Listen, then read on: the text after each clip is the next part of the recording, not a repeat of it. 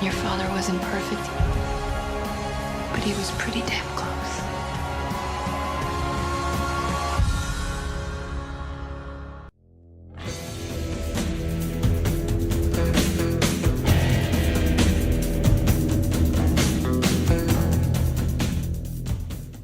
Hello once again, watchers of Good TV. My name is Nick Pell, and this is my review of the second season of This Is Us.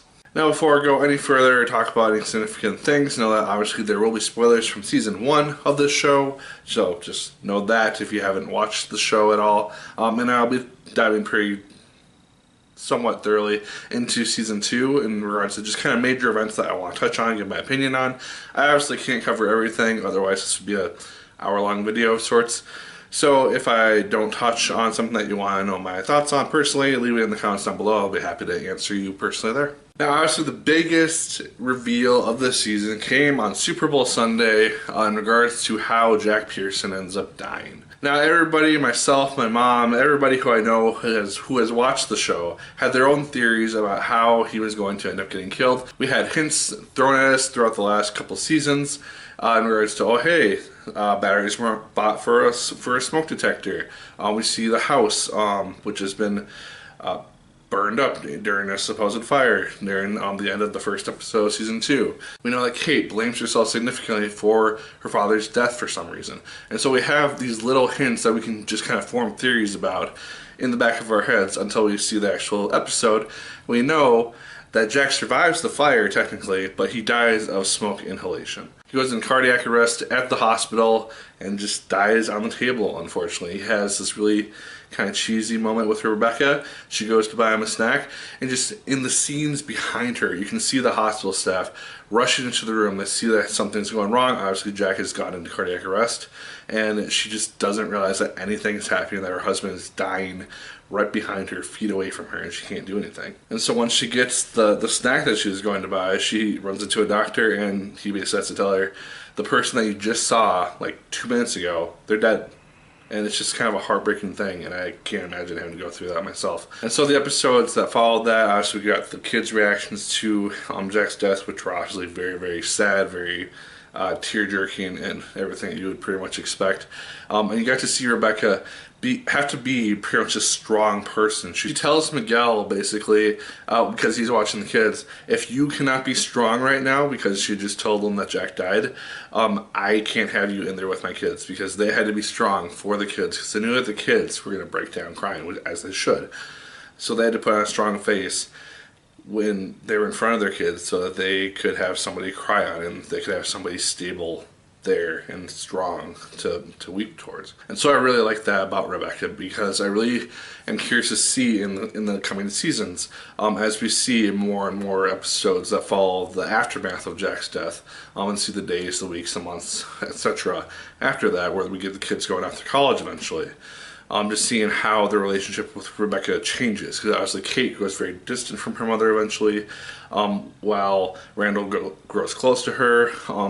Kevin's kind of in the middle, I believe, and so it's just kind of interesting to see more or less how that whole thing ends up happening. And then the big three all had their own separate issues that they were dealing with throughout the course of the season. Kevin, obviously, his big issue throughout this season was dealing with drugs and alcohol and eventually going to rehab.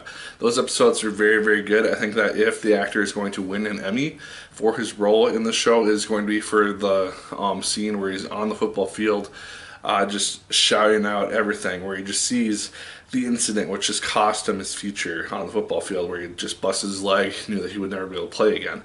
That stuff just kind of crushed him, and it just kind of drove him to where he ended up eventually. So seeing Kevin kind of struggle throughout the course of the season and to get clean, and to just kind of find a new purpose in his life, because he's gotten into the acting thing, that didn't necessarily work out the best for him per se. So it's really going to be curious to see where season 3 takes him, because we got a little bit into that at the end of the season, but I'll touch on that later. In regards to Kate, obviously she got engaged to Toby at the end of the first season, when he was in the hospital.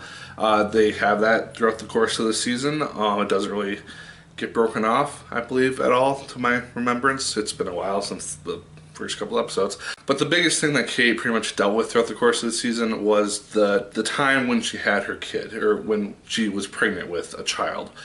She got pregnant, she was very excited about it. She hesitated telling anybody for a very long time. And then when she was starting to get happy about it and just really excited to have this kid with Toby, she ends up miscarrying. And it's a very saddening thing to see. And I thought that the way that it was written was really well done, because for a while Kate is thinking that she's the only one that's suffering because of this, because it dealt with her body personally. But at the same time, she forgets that Toby was the father of this kid. He was equally as excited, and so it affected him as well. And so when they had their fight about that, I thought that was really well written, and it just worked on a really good level to bring them closer in their relationship. She was also able to grow closer to her mother in this season as well, because as I've said, Kate and Rebecca, they've always been kind of at odds, because Kate has always just kind of disliked her mother for being a lot more quote-unquote pretty or musically talented or things of that sort, which Kate has always envied and never been able to live up to. And so seeing them finally get to grow a little bit closer together and get their issues out in the forefront, it was a nice change of pace to see. I'm curious to see how that relationship continues to evolve in the coming seasons. And then we have Randall, and the first half of the season pretty much dealt with him dealing with being a foster parent with Beth and bringing Deja into their lives. And this is really the only negative that I have for this season itself, because the first half of the season, dealing with Deja, she's there for a significant amount of time, significant amount of episodes, and then she leaves. And you don't know if she's coming back. Because for all I knew at that time, they could have just kept on cycling in new foster children every couple episodes or every season or something, and made that just a new thing that the Randall family did. But they didn't do that. They decided to bring back Deja. So it felt almost like the first half of the season was just kind of a testing period, seeing how audiences reacted to Deja. Obviously they reacted good, because they decided to bring her back, evolve her story a little bit more, show us a actual behind the scenes type of story, where we see a just Deja focused episode in the last couple episodes of the season. And so we got to see kind of what she has been up to during significant events of the last two seasons. And so that was really cool, and it made her a lot more relatable as a character, along with her mother as well, and seeing what her mother has dealt with in regards to having to raise Deja and the mistakes that she made doing that. Deja as a character, however, is going to be kind of a black and white type of situation almost for me, because she seems to be kind of just going back and forth between being either someone who's really thankful to be in this new family situation. She's really happy to have a person in her life who's not going to abuse her, hit her, or anything. She's in a good home now. And then we have her acting out, giving them the silent treatment, destroying cars with baseball bats. And it's just kind of like, you gotta pick something eventually. And it's just gonna be kind of frustrating if it just does this whole back and forth with her having to choose to be loyal to her mother, who has eventually left her at the end of the season, and giving her up to Randall and his family, eventually accepting that Randall and Beth are her new parents. And so it's just going to be kind of an interesting way the next season at least decides to do that. I'll be really curious to see what aspect they take on that. And so as a result of this season, in regards to Jack's death, we have a new timeline per se, because right now the three primary timelines, I would say, are the ones with Jack and Rebecca raising the kids when they're like 8, 9 years old. We have it when they're raising them as teenagers before Jack's death. We now have them raising them as teenagers, or Rebecca raising them as teenagers after Jack's death. So we'll get to see more of that in the coming season, I assume. And then we also have them as adults, which is the primary timeline that we see for the most part. But now we also have this future timeline, which we've seen twice now, where we have only seen Randall thus far. We see him as an old man, per se, maybe 10, 15, 20 years into the future. We have Tess grown up. She has a job dealing with the foster kids and trying to find them homes, basically pretty much inspired by what Randall did with Deja, so presumably that works out somewhat well, hopefully. So I'm really curious to see where those new timelines end up going and how they end up branching off into different ways and different stories. And then just touching on the season finale really briefly, if you have not watched that since it aired yesterday when I'm posting this video, just I guess stop now and come back later. Kate was the primary focus of the episode, as it should be. It's her wedding, but one kind of cool parallel per se that we had was we got to see if somehow Jack didn't die, this would have been Jack and Rebecca's 40th wedding anniversary. They would have had a ceremony to renew their vows. This was something that Kate was dreaming repeatedly, and it's kind of a nice thing to see. It's like, oh hey, this is a what if feature, and for some reason Toby was not in it.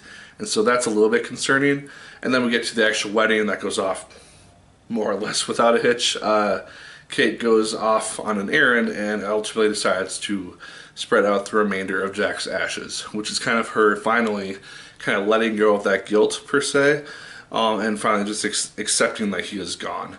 And I think that's a really healthy thing to do. And I thought it was really neat during the toast when Kevin just basically asked them all to take a breath and let out any of the past issues that they've had in regards to that. It was kind of a nice calming of the storm and opening up of the next chapter per se in their adult lives. And in regards to that, we got kind of a sneak peek of what will they be doing in the next year per se. With Kevin, he seems to be now dating Beth's cousin, which should be interesting, and he has taken her to Vietnam. We don't really know why per se, but he is holding the picture of Jack and his brother. Jack's brother is not really something which has been dealt with at all in any significant way. Ever since we first saw, well, we've seen a couple flashbacks per se when they were really young.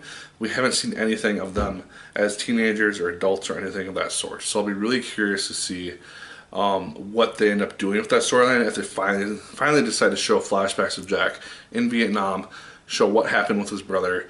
I'm assuming as Kevin goes there to presumably investigate what happens, because I don't know if Jack even never told his kids that he had a brother, or maybe he never told Rebecca. I don't know. We don't know that much information. But Kevin is going to Vietnam for some, right now, unknown reason. I assume it's to find out information about his uncle. We also get a look at Toby and Kate's future, and it seems that Toby has fallen into some sort of bad depression again. It doesn't seem like Kate has left him or anything for any reason, because she's still there. She's still taking him to doctor's appointments to get his meds fixed and everything. So the only thing I can really think of is maybe they had, or Kate got pregnant again and they lost another kid, and he's taking a lot more worse than he did the first time, and he's fallen into some sort of depression, or something happened, presumably, to make him do this.